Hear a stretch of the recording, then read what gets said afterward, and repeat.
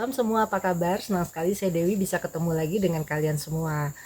Kali ini saya sedang berada di Dusun Kiu, Desa Hinaskiri, Kabupaten Hulu Sungai Tengah, Kalimantan Selatan. Nah, rencananya saya mau mendaki Gunung Halau-Halau yang ada di Pegunungan Meratus.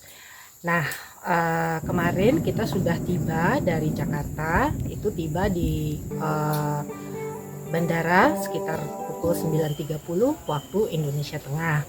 Kemudian dari situ kita naik mobil sewaan menuju ke Desa Kiu ini. Nah, dari bandara sampai ke Desa Kiu ini memakan waktu sekitar 4 sampai 5 jam perjalanan. Cukup jauh juga. Jadi kita melintasi beberapa kota seperti misalnya Martapura. Nah, waktu kita tiba di Desa Kiri itu ternyata jalan untuk menuju ke Dusun Kiunya itu tidak terlalu bagus. Jadi mobil terpaksa kami tinggal di Desa Hinasikiri. Terus kita ganti naik ojek. Ya, kita berhenti di bawah karena jalanannya rusak. Jadi mau coba ke sana naik motor. Semua barang dinaikkan di situ, kebetulan barang saya bawaannya banyak. Terus dari situ kita naik ojek, jalannya itu berbatu dan juga becek karena tanahnya itu bekas hujan. Nah, setelah itu kami tiba di base camp dan akhirnya kami lalu istirahat, dan sampai di pagi hari ini kita masih istirahat dulu sebelum besok kita menuju ke Halau-Halau.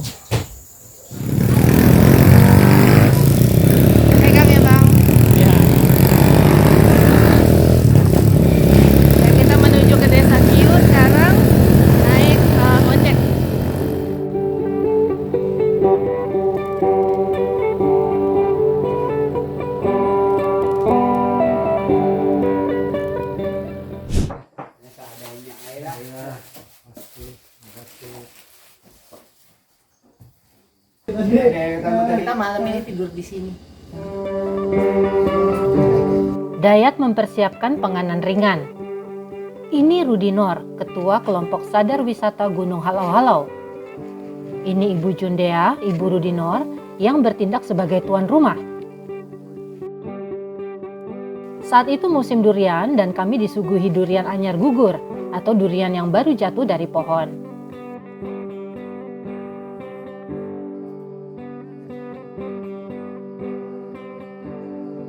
Tidak ada sinyal telepon. Kami bergantung pada voucher wifi untuk berkomunikasi. Rudinor, istri Rudinor Lina, Ibu Jundea, dan Ramidi adik Rudinor juga makan bersama kami. Ini para pendaki yang lain masih muda-muda.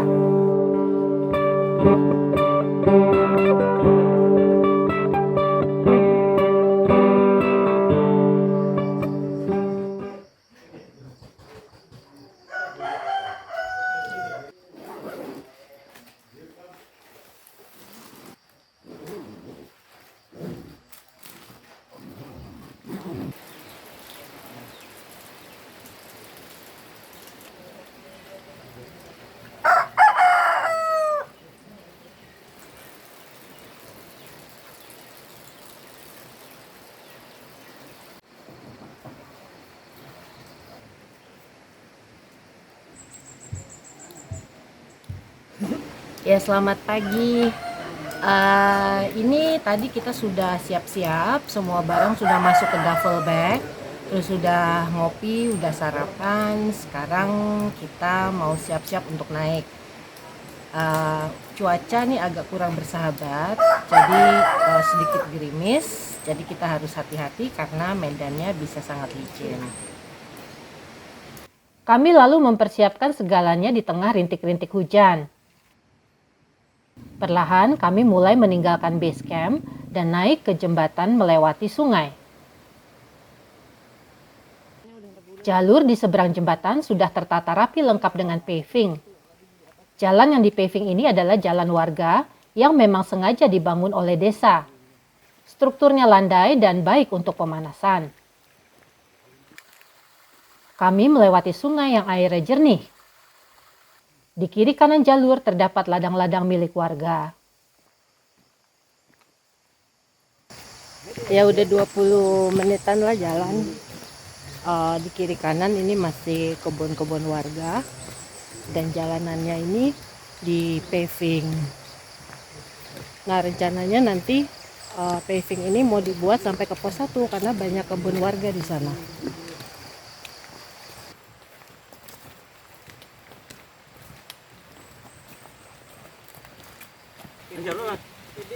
Tak lama paving pun putus dan kami mulai masuk ke jalur tanah. Kami menyeberang melalui jembatan gantung yang agak menyeramkan karena sebagian kayu pijakannya sudah patah. Namun dari atas jembatan terlihat sungai dan ladang warga di bawah yang sangat memanjakan mata. Sejenak saya berhenti mengabadikan momen ini. Kami lalu melanjutkan perjalanan, masih dengan jalur tanah yang basah karena hujan. Tak lama kami tiba di pertigaan pohon bambu dan di sini kami berteduh sambil memakai jas hujan karena air hujan mulai deras. Agak sulit juga mengeluarkan jas hujan saya sementara air mulai menetes membasahi tubuh kami.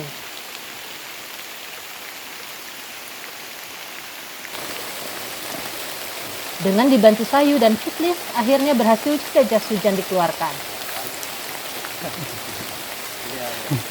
Hujan, jadi pakai jas hujan, ini ponco.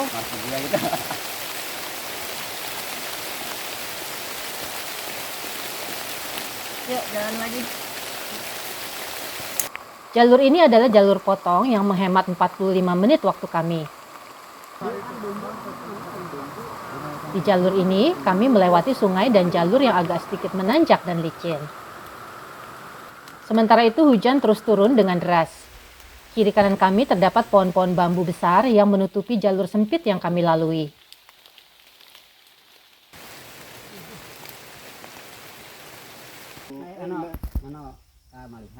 Sesekali kami berhenti untuk minum dan istirahat. Saya perlahan kembali mendaki dan hujan mulai mereda. Jalur membesar kembali dan kabut menyelimuti jalur dan lembah. Kami sulit untuk melihat pemandangan di bawah sana. Matahari juga tidak tembus ke jalur, membuat udara sedikit terasa sejuk. Setelah kurang lebih 30 menit, saya pun membuka jas hujan karena udara mulai terasa panas dan hujan pun reda. Ya udah setengah jalan dari base camp menuju ke pos 1. Nah, kalau menurut smartwatch itu ada 6.000 step dalam waktu 2 jam tadi. Kami melanjutkan perjalanan masih di tengah kabut dan tanah berlumpur. Becek jalanannya. Setelah 30 menit kami tiba di pos 1. Pos 1. Ada warung. Ya, dari kejauhan kami melihat bayangan warung. Tak menyangka bahwa di ketinggian 700-an mdpl ternyata ada yang berjualan. Udah jauh-jauh ada warung.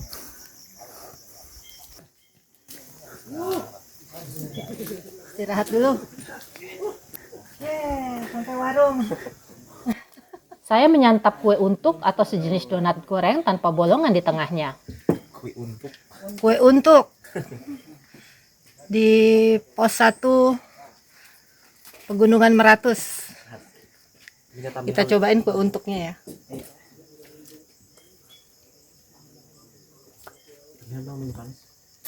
Kayak donat. Iya, sama kayak donat. Roti manis. Enak. Ini adalah warung Mama Wanda dan ini adalah warung Mama Rudi. Keduanya berada di ketinggian 721 mdpl dan berada di puncak Peniti Ranggang. Di pos ini juga terdapat tempat untuk mendirikan tenda. Sinyal telepon juga masih dapat diterima meski hanya di lokasi tertentu. Pendaki di sini beristirahat sejenak sebelum melanjutkan perjalanan ke pos berikutnya. Saya sendiri menikmati mie instan dan telur untuk makan siang. Bang Jul juga tampak menikmati makan siang. Demikian juga Dayat dan Sayu. Ini Niuni, penjaga warung yang terlihat malu saat saya shoot dengan kamera. Ya udah istirahat, udah makan siang. Sekarang kita menuju pos 2. Jaraknya itu sekitar 4,5 kilo, mungkin sekitar 2-3 jam. Ini 20 kilo, 20.000 sekilo. Lain, namanya proyek. Porter mempersiapkan barang bawaan dan setelah kami siap, kami pun berangkat menuju pos 2.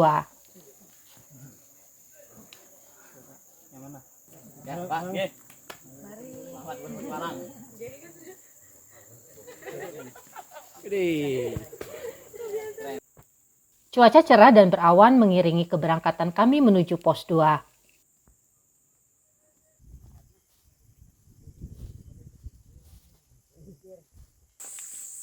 Lagi-lagi kami bertemu tanah gembur dan becek.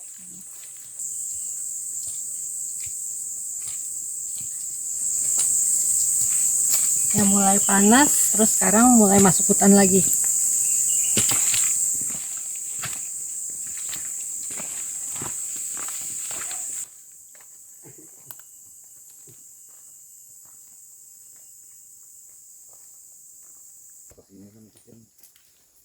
Pohon-pohon membadati sepanjang jalur perlintasan menuju pos 2 yang merupakan ciri khas hutan Kalimantan.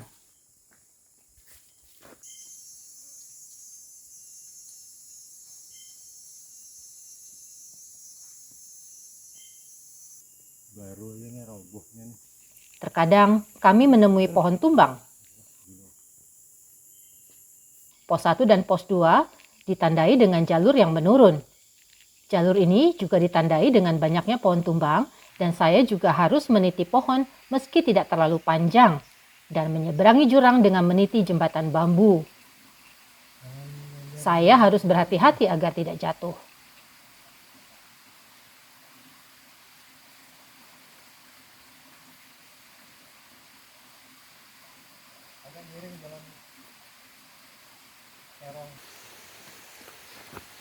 Tak lama kami tiba di jembatan yang terdapat mata air di sampingnya.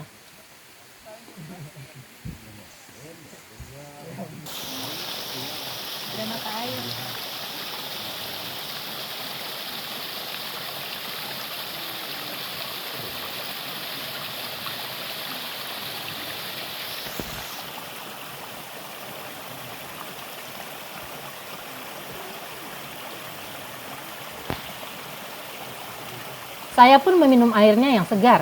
Di sini kami bertemu dengan pendaki-pendaki yang masih muda dan beristirahat sejenak sambil mengobrol.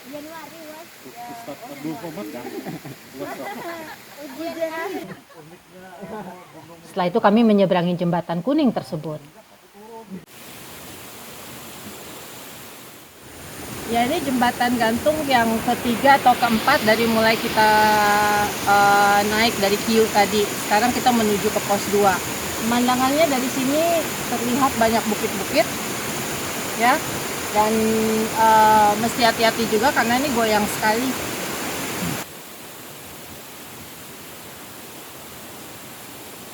Dari jembatan kuning ini kami melewati jalur becek dan sempit yang masih dipadati dengan hutan Kalimantan, menyeberangi sungai kecil dan menapaki tangga alami yang terbentuk dari akar-akar pohon. Jalur semakin menurun dan semakin licin, jadi jangan berlari di sini karena bisa-bisa kehilangan keseimbangan.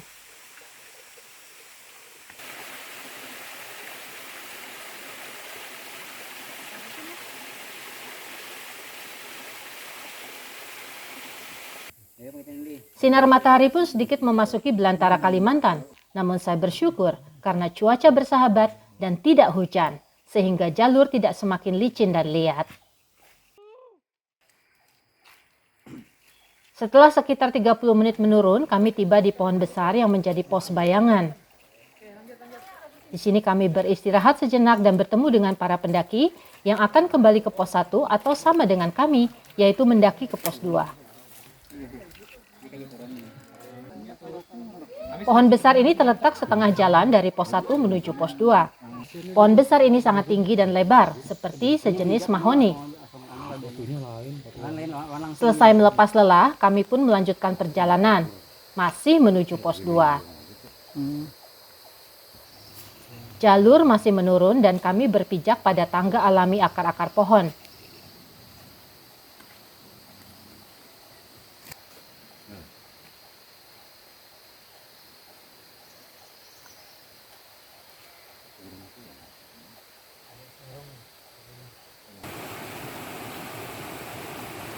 Kami lalu menyeberangi sungai yang bebatuannya juga licin.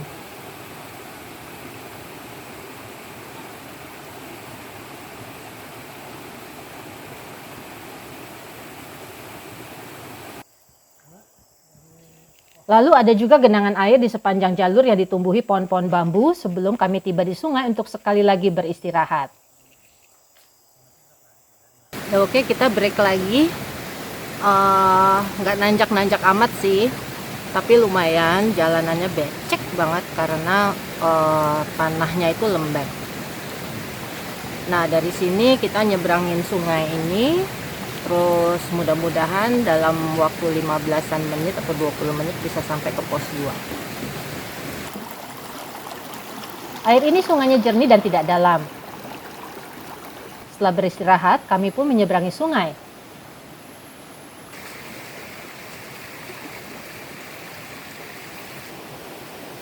Kami tiba di jalur yang tinggi dengan aliran sungai di bawahnya. Indah sekali, namun mesti berhati-hati karena tanahnya mudah longsor.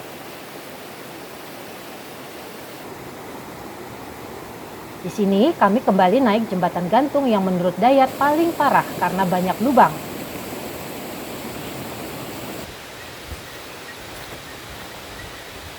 "20 menit dari jembatan, kami mulai melihat pos 2 dari kejauhan.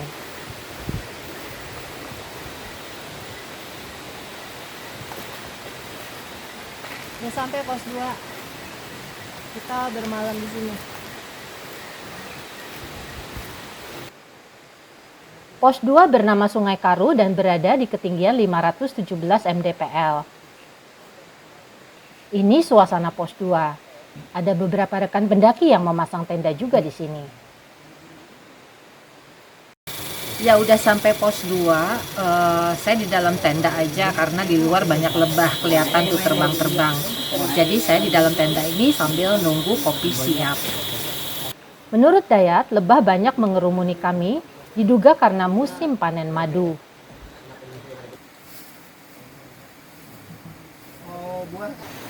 Ya udah keluar, kopinya udah siap. Lebahnya masih ada tuh.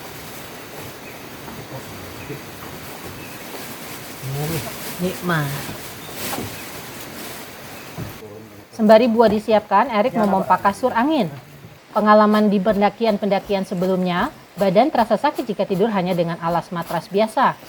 Jadi saya membeli kasur ini, sangat disarankan. Kasur pun siap diletakkan dalam tenda untuk kami tidur.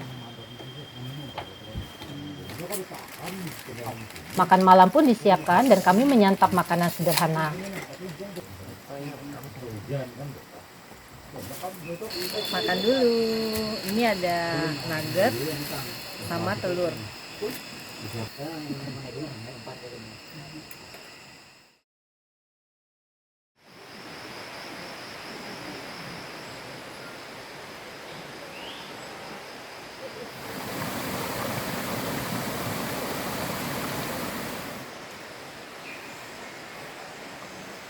Ya udah sarapan, udah packing, dan tadi udah ke sungai juga. Sekarang kita siap-siap mau menuju ke pos 3. Di pos 2 ini ada air terjun yang bernama air terjun Sungai Karuh. Letaknya sekitar 100 meter saja dari tempat berkemah. Sambil melanjutkan perjalanan menuju pos 3, kami mampir di air terjun. Air terjun ini sangat indah dengan ketinggian 40 meter kira-kira. Jalurnya harus menyusuri sungai dan licin, dan harus meniti kayu sebelum tiba di bawah air terjun.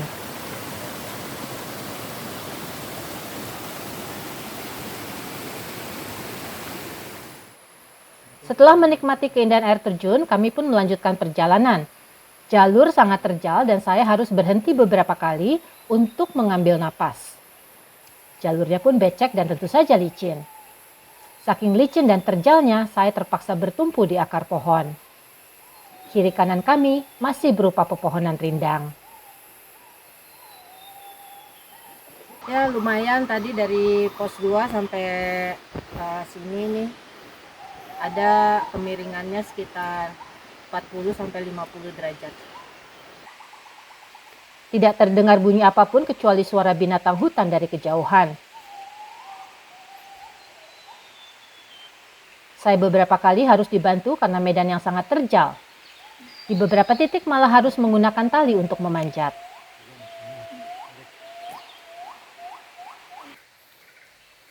Jalur masih menanjak dan memperlambat jalan kami.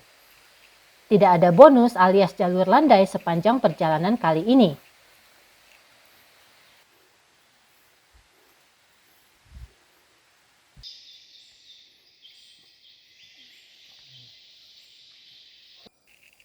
Tibalah kami di jalur ekstrim. Sebelah kanan saya jurang sedalam sekitar 40 meter. Dan tanah yang kami pijak gembur. Saya terpaksa berpegang pada akar pohon di kiri saya agar tidak terpeleset. Karena jalur yang berbahaya, kami harus menunggu pendaki lain agar tidak berbahaya bagi kita semua.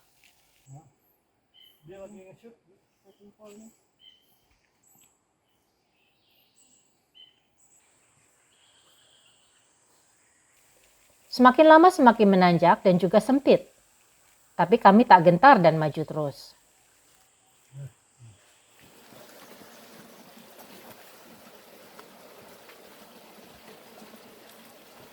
Jalur terus menyempit dan terjal, lalu kami pun menyeberangi sungai kecil sebelum akhirnya tiba di pos 3 yang bernama Jumantir.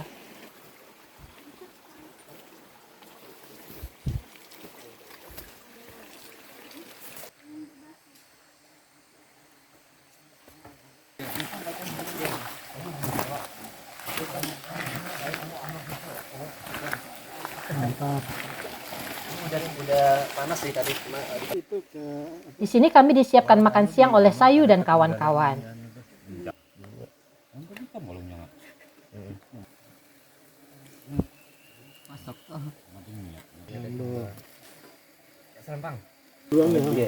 Saya selalu bawa abon kalau naik gunung. Deh, cuci tangan. Selamat makan. Ada soalnya tuh termasuk sampah, sampah bawa pulang sampahmu. Buang. Setelah makan siang, kami pun bertolak menuju ke pos 4, pos terakhir sebelum menuju puncak. Kembali kami menemui jalur terjal dan licin, seakan tak ada habisnya. Lalu meniti pohon yang juga licin.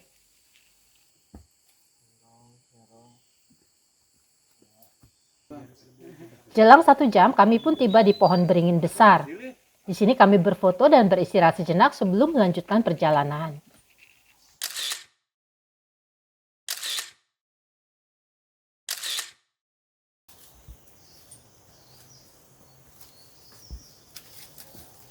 Ya ini pohon beringin, katanya terkenal legendaris, terutama pada waktu pembuatan film Saranjana. Jadi pohon ini sekarang terkenal dengan sebutan pohon Saranjana, tapi biasanya disebut sebagai pohon gerbang atau pohon pintu sama masyarakat sekitar. Nah, ada tulisannya. Ini Kak. Jalur sesekali melandai namun tidak banyak. Setelah itu mulailah jalur menantang.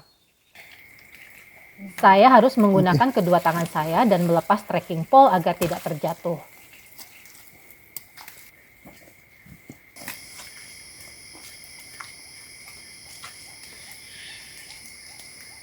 Tak lama kami masuk ke hutan yang ditanami dengan anggrek-anggrek liar. Dilarang memetik ya karena bisa terkena karma.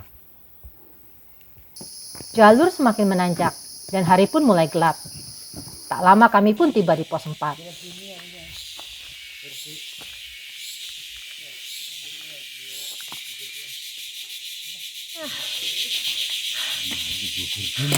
Lutut ketemu dada.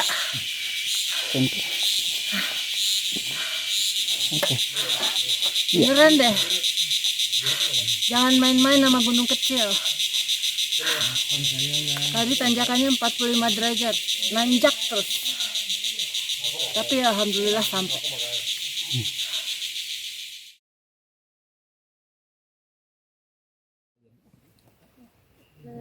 Selamat pagi, sekarang jam 5 pagi dan kita sedang siap-siap menuju ke summit. Waktu tempuhnya itu sekitar 1 sampai 1,5 jam katanya sih, tapi kalau kita mungkin bisa jadi 2 jam.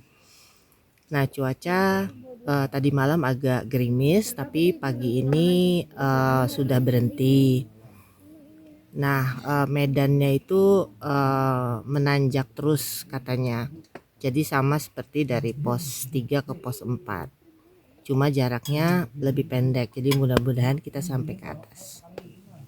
Papan pengumuman menunjukkan 45 menit menuju puncak halau-halau, tapi saya tidak menggubrisnya karena biasanya memakan waktu 2 kali lipat. Cuaca agak dingin meski kami tidak perlu memakai jaket. Tanjakan lebih parah daripada jalur pos 3 ke pos 4, ditambah dengan hari yang masih gelap.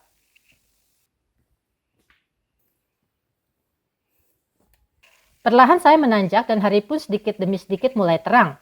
Saya harus merangkak untuk bisa mencapai tanjakan berikutnya. Air minum juga harus cukup dibawa karena tanjakan sangat menguras tenaga. Di beberapa tempat kami harus merunduk dan menanjak pada waktu yang bersamaan.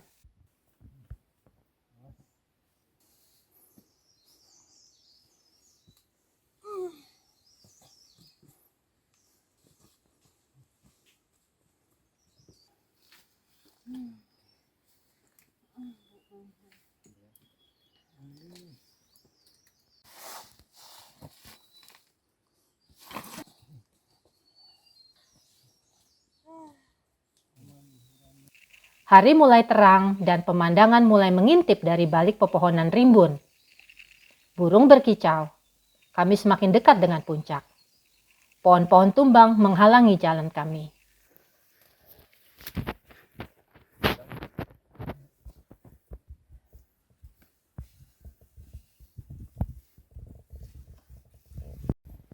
Sepatu copot.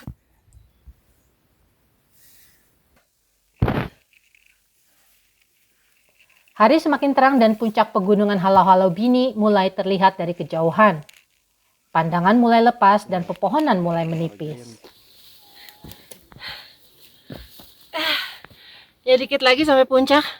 Itu kelihatan pemandangannya. Tapi belum selesai perjuangan kami. 5 menit sebelum puncak kami harus mendaki menggunakan tali.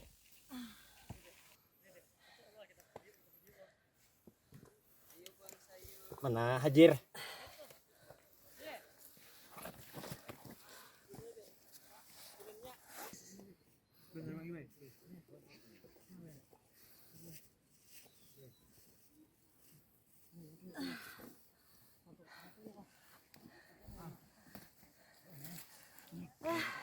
Selamat datang.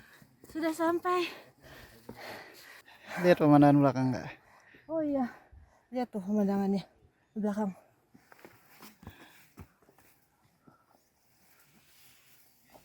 Tiba di puncak, saya melihat jajaran puncak pegunungan yang saking banyaknya maka disebut dengan Pegunungan Meratus. Halau-Halau adalah puncak tertinggi di Pegunungan Meratus, yakni 1901 mdpl. Waktu menunjukkan pukul 6.30 pagi. Dibutuhkan waktu 1,5 jam bagi saya untuk naik dari pos 4 menuju ke puncak.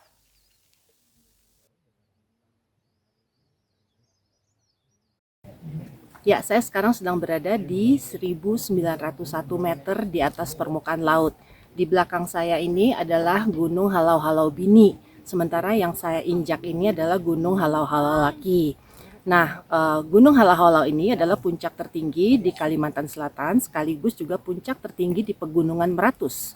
Jadi di sini dibilang Meratus karena puncaknya itu banyak, dan Halau-Halau Laki ini adalah puncak gunung tertinggi di Kalimantan Selatan. Nah, saya mengucapkan terima kasih sudah mengikuti perjalanan saya dari mulai Desa Kiu sampai puncak. Dan jangan lupa subscribe.